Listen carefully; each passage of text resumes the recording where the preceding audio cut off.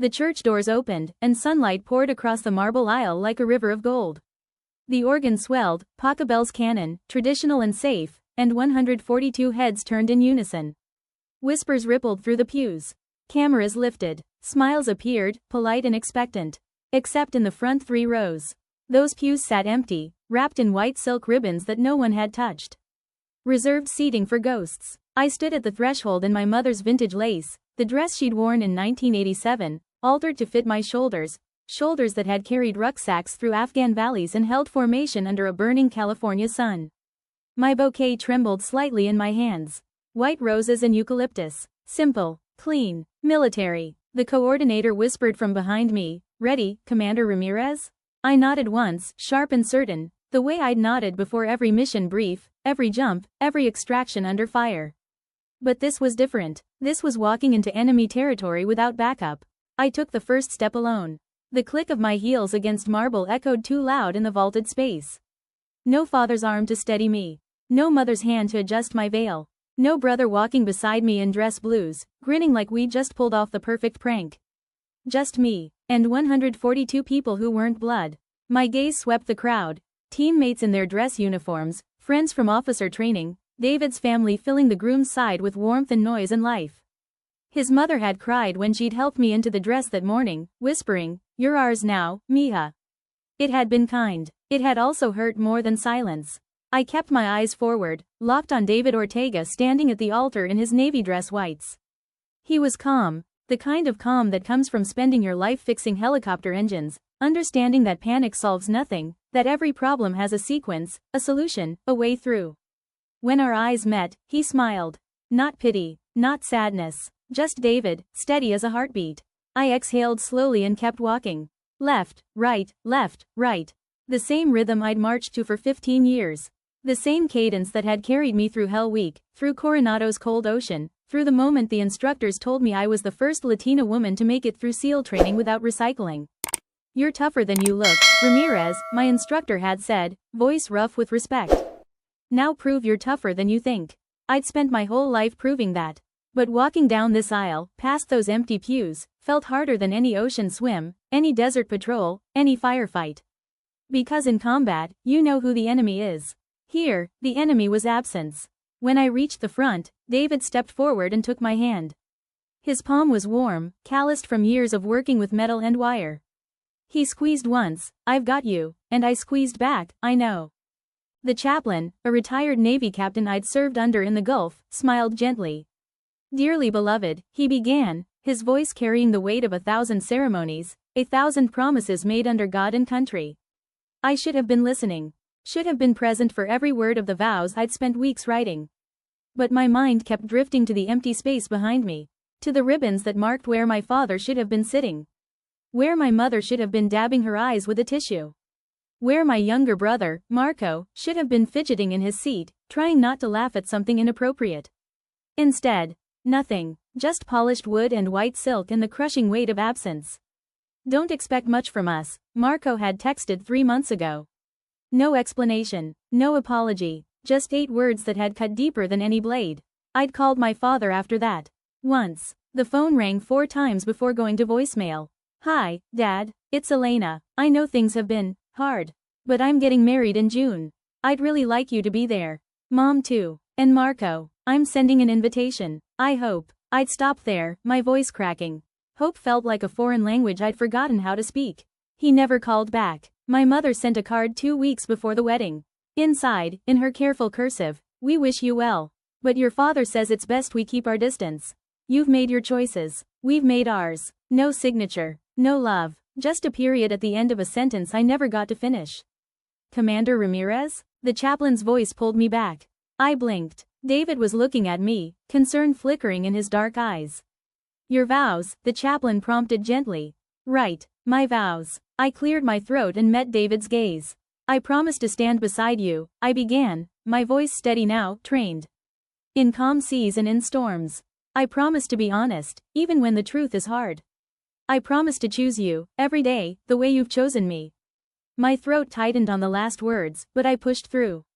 "And I promise that when I'm lost, I'll let you be my compass. Because you've shown me that love isn't about being strong alone. It's about being strong together. David's eyes glistened. He'd written his vows on a piece of graph paper, the same kind he used for engine schematics. When he spoke, his voice was rough with emotion. Elena, you're the bravest person I know. Not because you're a seal, but because you keep showing up, even when it hurts. You keep loving, even when love walks away. I promise to never walk away. I promise to be the family you deserve. And I promise that our home will always have a place for you, no ribbons required. Someone in the back pews, probably Chief Ramos, my second in command, sniffled loudly. The chaplain smiled. By the power vested in me by God and the United States Navy, I now pronounce you husband and wife. Commander, you may kiss your bride. David leaned in, his hand cupping my face, and kissed me softly. The congregation erupted in applause and cheers. Someone, definitely Ramos, whistled like we'd just taken an objective. And for a moment, standing there in David's arms, I forgot about the empty pews.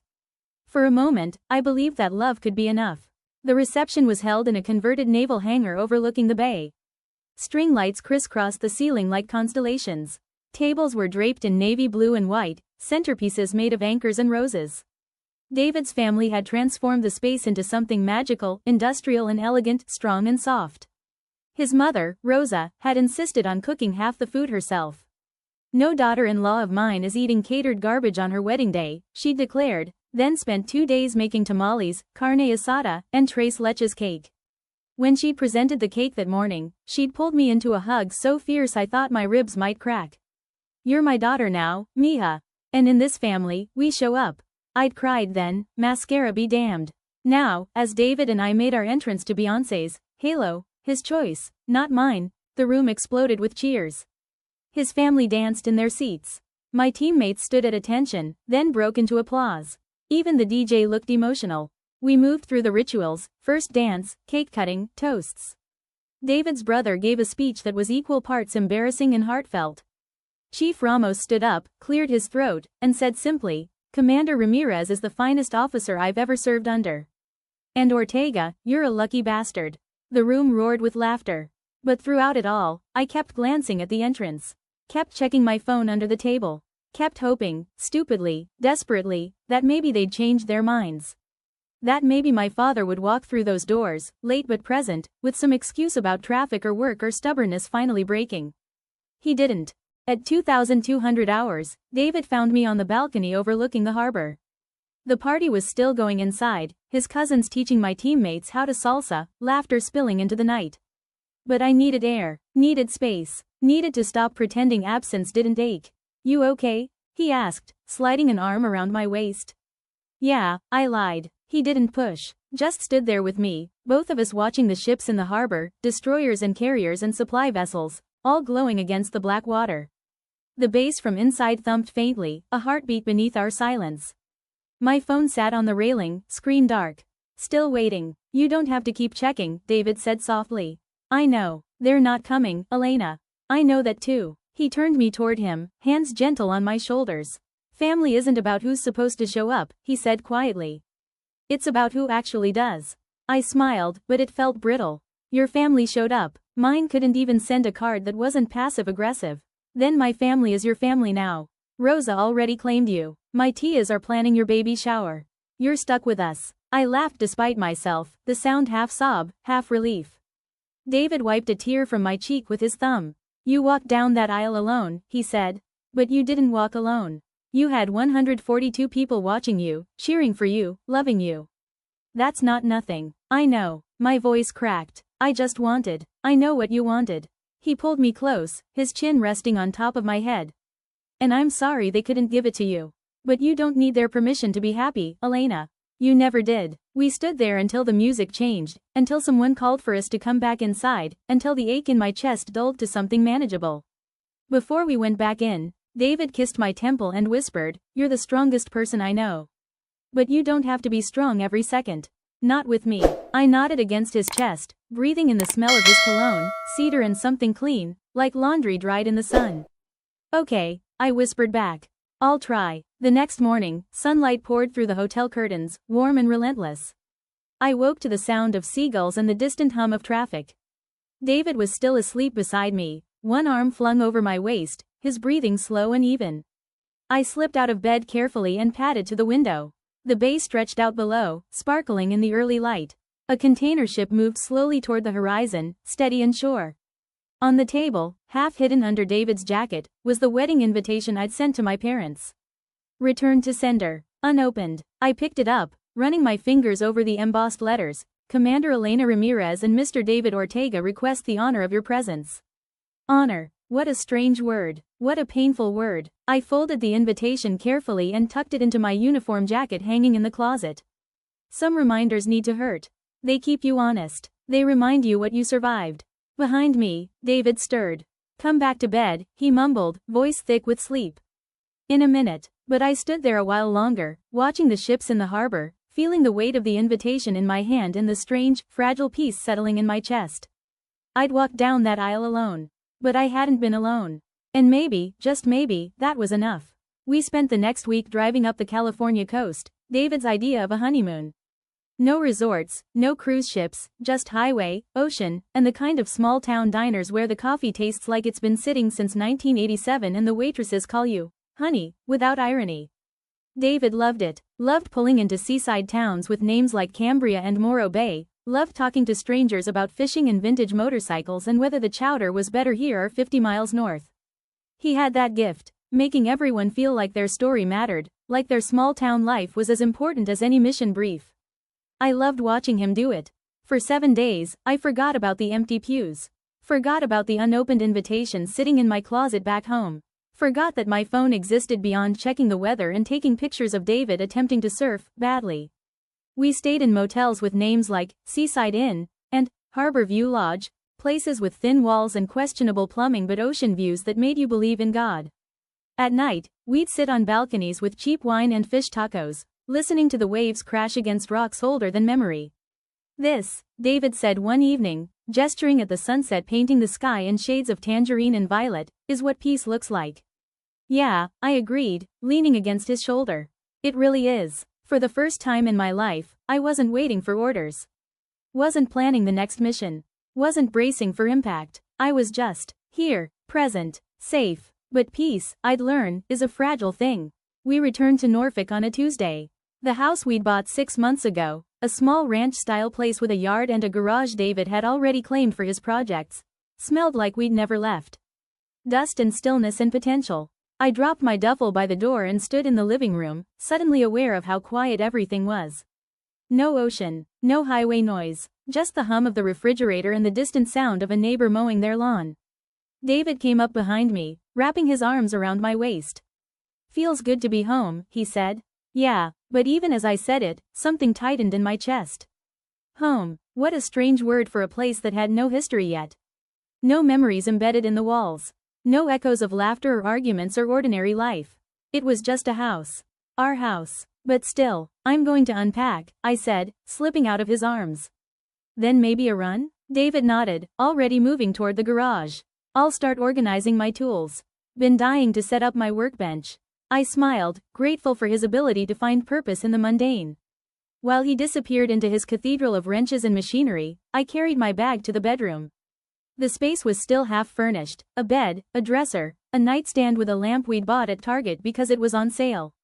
My dress blues hung in the closet, crisp and perfect. David's civilian clothes were piled on a chair, waiting to be folded. Normal, domestic, ours. I sat on the edge of the bed and pulled out my phone. 7 days of ignored notifications glowed on the screen. Work emails, group texts from my unit. A voicemail from Rosa asking if we'd eaten anything besides fried food. We hadn't. And then, buried near the bottom, a text from an unknown number. My stomach dropped before I even opened it. Need $8,400 for Marco's wedding. You've always been the responsible one. I stared at the screen, my mouth half open, brain refusing to process the words. Marco's wedding, $8,400. You've always been the responsible one. I read it again, then a third time, slower, as if the words might rearrange themselves into something less absurd. My father, who hadn't called in 8 months, who hadn't opened my wedding invitation, who had let me walk down that aisle alone, was asking me for money. Not asking, demanding, with the casual audacity of someone who believed they were owed. I stood up, phone trembling in my hand, and walked to the kitchen where David was pouring iced tea. Look at this, I said, my voice flat, controlled. He glanced at the screen, his expression shifting from curiosity to disbelief to anger in the span of 3 seconds. You're kidding. I wish I was. He set down the picture carefully, like it might shatter. After everything, after the wedding, after months of silence, he texts you for money? Yep. I laughed, but it came out wrong. Harsh. Bitter. The kind of sound you make when words aren't enough. $8,400. Specific, right? Like he calculated it down to the cent. David stared at the phone, then at me. What are you going to do? Good question. What was I going to do? Part of me, the part still shaped by childhood obedience, still desperate for approval, wanted to send the money. Wanted to prove I was the responsible one, the good daughter, the one who showed up even when no one else did. But another part of me, the part that had survived Hell Week, that had learned discipline cuts both ways, wanted to throw the phone against the wall and watch it shatter. Instead, I did something else. I opened my banking app, navigated to the transfer screen, and typed in my father's information. David watched, confused, as I entered the amount. $1. In the memo line, I wrote, best wishes.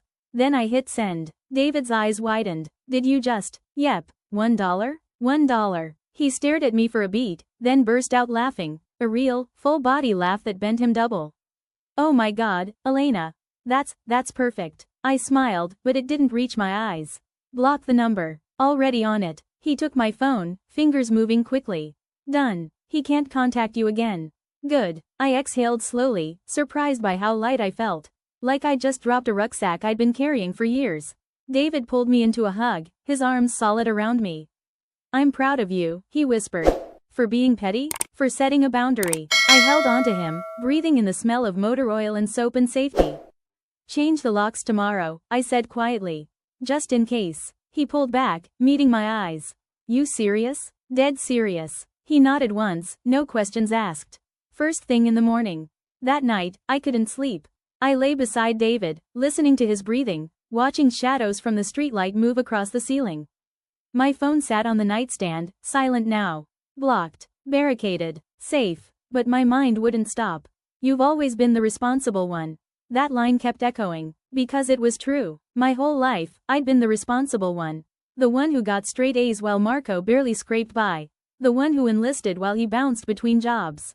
The one who sent money home when my parents' business struggled, who called every week even when the calls went to voicemail, who kept trying long after everyone else had given up. And where had it gotten me? Empty pews on my wedding day. $1 and a blocked number. I slipped out of bed and padded to the kitchen, poured a glass of water, stood by the window looking at our quiet street.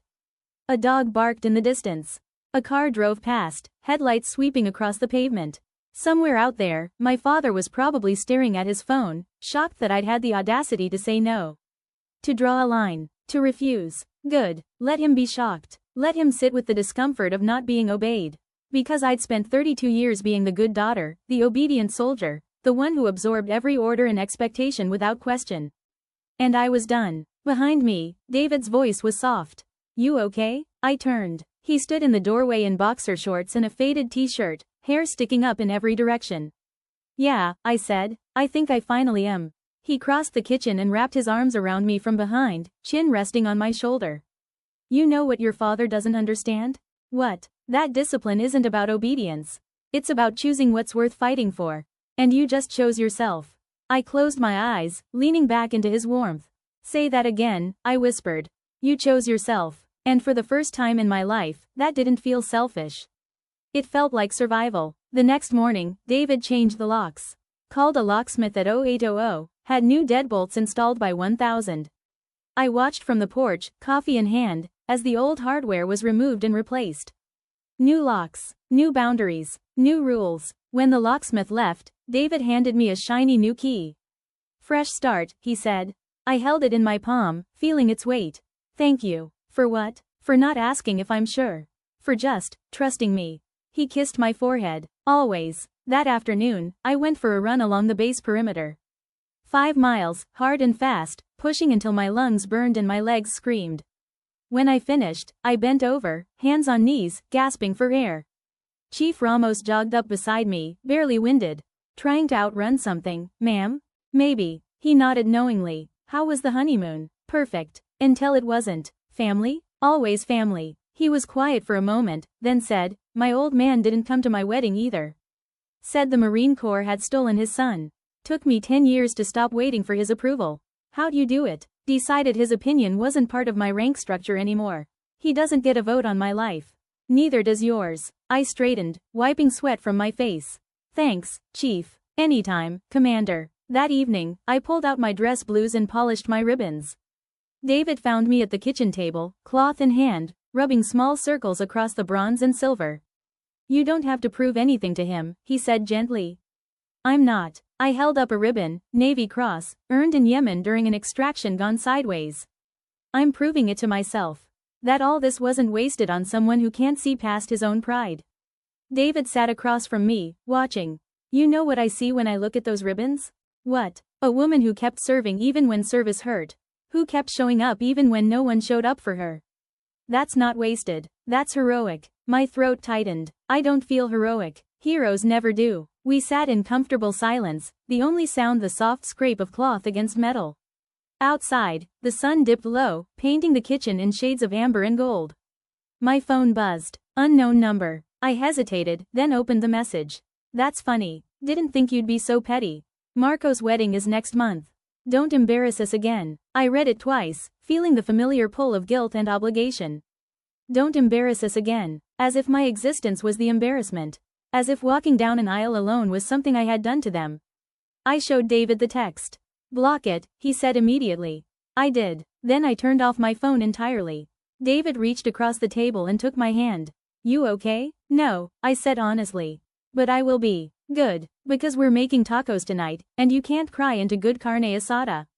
It's disrespectful." I laughed, a real laugh this time, and felt something in my chest unclench. Maybe this was healing. Not a single moment of revelation, but small choices stacked like sandbags against the flood. One blocked number at a time. One new lock at a time. One breath at a time. Outside, the sun finally set, and the kitchen filled with the soft blue of twilight. And in that quiet, ordinary moment, I chose myself again. The silence that followed was deceptive, the kind that feels like peace until you realize it's just the pause before the next wave hits. For 2 weeks, nothing happened. No calls, no texts, no surprise visits. David and I fell into the rhythm of married life. Morning coffee on the porch, his evening projects in the garage, my early runs before dawn. We talked about ordinary things, grocery lists, his upcoming project at work, whether we should paint the guest room blue or gray. Normal, safe, ours, but I could feel the storm gathering at the edges. Could sense it in the way my shoulders tensed when my phone buzzed, in the way I checked the locks twice before bed, in the way I kept glancing at the driveway as if expecting unwelcome visitors. David noticed but didn't push. He'd learned that about me early on. I process things like I plan missions, methodically, silently, alone. Only after I've mapped every exit do I talk about the building I'm in. Then, 3 weeks after the wedding, the fallout arrived. Not with sirens or shouting, but with whispers. I was at the commissary, grabbing groceries after a morning PT session, when I ran into my cousin Isabella. We'd grown up together, summer barbecues, quinceañeras, family weddings where we'd sneak champagne and complain about our tia's endless questions about marriage and babies. She was standing near the produce, examining avocados with the intensity of someone defusing a bomb. "Isa," I called, genuinely happy to see a familiar face. She looked up, and her expression shifted, just for a second, from recognition to something else. Discomfort? Pity? I couldn't tell. "Elena." She smiled, but it didn't reach her eyes. "How are you?" "Good. Married life's treating me well." I gestured to my cart. "David's convinced I can't survive without fresh vegetables, so here I am." She laughed, but it sounded forced. "That's great. Really great." Silence stretched between us like a rope pulled taut. "How's everyone?" I asked, trying to fill the space. "Your mom? The kids? They're fine." "Good." She shifted her weight, eyes darting toward the exit. "Listen, I have to." "Isa, what's wrong?" She bit her lip, clearly debating whether to say something. Finally, "Have you talked to your dad recently?" My stomach tightened. "No, not since before the wedding." "Why?" "He's been talking to everyone, saying you." She stopped, reconsidered. "Never mind. It's not my place." "Isa." I stepped closer, voice dropping into command mode. "What's he saying?" She sighed. "That you've gotten too big for your britches. That the military made you arrogant. That you sent him $1 as some kind of insult and then cut off the whole family." She looked at me, eyes apologetic. He's playing the victim, Elena. And people are listening. My jaw tightened. He asked me for $8,000 3 weeks after skipping my wedding. What was I supposed to do? I don't know. Her voice was gentle but careful. But you know how he is. He's spinning it like you abandoned Marco, like you're too good for us now. I walked down that aisle alone, Isa. They didn't even send a card. I know. She reached out, squeezed my arm. And for what it's worth, I think you did the right thing. But not everyone sees it that way. Tia Carmen posted something on Facebook yesterday. Something about ungrateful children forgetting where they came from. I closed my eyes, feeling the familiar burn of humiliation mixed with rage. Did she tag me? No, but everyone knew who she meant. Of course they did. Thanks for the heads up, I said, voice flat. Elena, I'm sorry. I wish. It's fine. I have to go. I left the cart in the middle of the aisle and walked out, my groceries forgotten, my chest tight with the kind of anger that has nowhere to go. That night, I made the mistake of checking social media. I'd been avoiding it since the wedding. Instagram and Facebook felt like minefields where every post was a potential explosion. But curiosity, or maybe masochism, got the better of me. I scrolled through my feed, friends posting vacation photos, former teammates sharing memes about military life, Rosa sharing pictures of her garden. Then I saw it. A post from my Tia Carmen, my father's older sister. The matriarch of the family. The woman whose approval meant invitations to every gathering, whose disapproval meant exile. The post was a meme, one of those generic images with text overlaid. Some people get a little success and forget where they came from. Sad. No names, no tags, just that. And underneath, dozens of comments from family members I'd grown up with. So true. Pride comes before the fall. Some people need to remember family comes first. And then, from my aunt directly, in response to someone asking what prompted the post, just sad to see young people forgetting the sacrifices their parents made. I stared at the screen until the words blurred.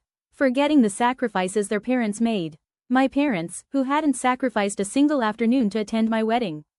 Who hadn't sent a card or a text or even a voicemail message of congratulations. Who had asked me for money 3 weeks later like I was an ATM with a uniform. I wanted to comment, wanted to defend myself, wanted to list every way I'd shown up for them over the years, the money I'd sent home, the calls that went unreturned, the holidays I'd driven 12 hours for only to be criticized the entire time. Instead, I closed the app, blocked my aunt, and went to find David. He was in the garage, elbows deep in a motorcycle engine he'd been restoring for months. Classic Harley, 1970s, all chrome and promise. I need to talk, I said from the doorway. He looked up immediately, reading something in my face. Without a word, he wiped his hands on a rag and followed me inside. We sat at the kitchen table. I showed him the post, the comments, the whole pathetic spiral. David read it all in silence, his jaw tightening with each passing second. This is bullshit, he said finally. I know. They're making you the villain. I know. Elena, you can't let them. I'm not going to respond. My voice was steady, final. If I engage, I lose. They want a reaction. They want me to defend myself so they can twist it into more evidence that I'm arrogant, ungrateful, too good for them. So what, you just let them trash you? No, I let them reveal who they are. He studied me for a long moment. You're really okay with this? No, I admitted, but I don't have a choice. The only way to win this fight is to not fight at all. David reached across the table and took my hand. You're a lot stronger than I am. Or a lot more tired. We sat there in the cooling evening, the kitchen slowly filling with shadows. Outside, a neighbor's kid was learning to ride a bike, the sound of training wheels rattling down the sidewalk, followed by breathless laughter. Normal life, happening all around us. And me, sitting in my kitchen, learning what it costs to stand your ground. The next morning, I got a call from my commanding officer, Captain Mitchell. She'd been my mentor since I'd made lieutenant, a tough, fair woman who'd broken more glass ceilings than she could count. Ramirez, you got a minute? Yes, ma'am, my office. Now, when I arrived, she was standing by the window, hands clasped behind her back. Close the door, she said without turning. I did. I received an interesting phone call this morning, she continued. From someone claiming to be your father. Said he was concerned about your mental state, wanted to know if the Navy had support services available for officers experiencing family stress. My blood ran cold. Ma'am, she raised a hand. I told him, politely, that personnel matters were confidential and suggested he speak to you directly if he had concerns. He hung up. She turned to face me. Want to tell me what's going on? I swallowed hard. Permission to speak freely? Granted. My father didn't attend my wedding. 3 weeks later, he asked me for $8,400 for my brother's wedding. I sent him $1 and blocked his number. Now he's apparently trying to undermine my career. Captain Mitchell's expression didn't change. You sent him $1? Yes, ma'am. A smile tugged at the corner of her mouth. That's some next-level boundary setting, Commander. Thank you, ma'am. She leaned against her desk.